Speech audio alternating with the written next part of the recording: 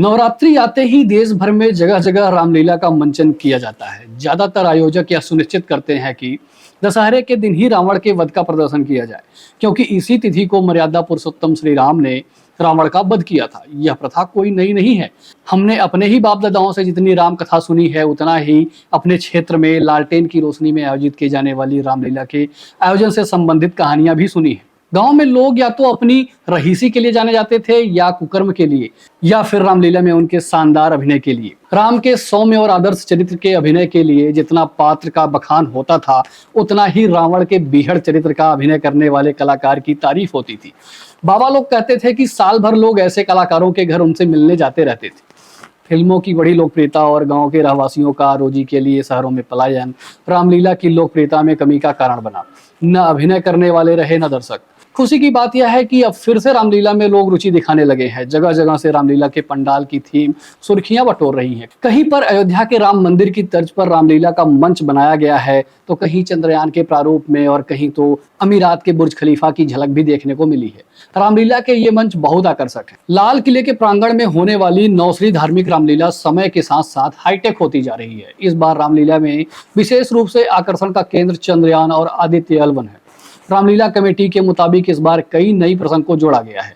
दिल्ली के प्रसिद्ध लौकुश रामलीला कमेटी द्वारा ऐतिहासिक लाल किला परिसर में आयोजित रामलीला में केंद्रीय मंत्री सह बक्सर से सांसद अश्विनी कुमार चौबे ने महर्षि विश्वामित्र के किरदार में देखे। इसे लेकर केंद्रीय मंत्री ने कहा कि यह परम सौभाग्य का क्षण था। ईश्वर की असीम कृपा है कि वे बक्सर जैसे आध्यात्मिक, सांस्कृतिक एवं पौराणिक शहर से सांसद हैं।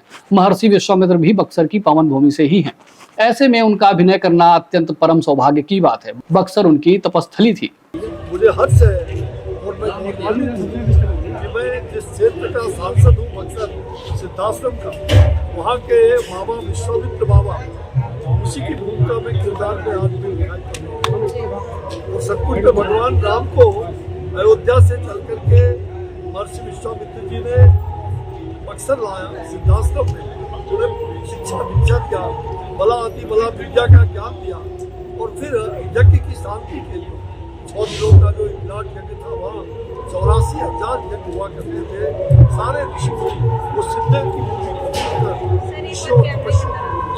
महर्षि विश्वामित्र का तपोभूमि बक्सर सिद्धाश्रम, आज मैं वहाँ से दिखा हूँ, तो हमें गर्व है। अमेरिका के न्यूयॉर्क के ब्रॉड शो की तर्ज पर दिल्ली के पीतमपुरा में आज से 6 दिवसीय रामलीला मंचन का आयोजन किया जा रहा है।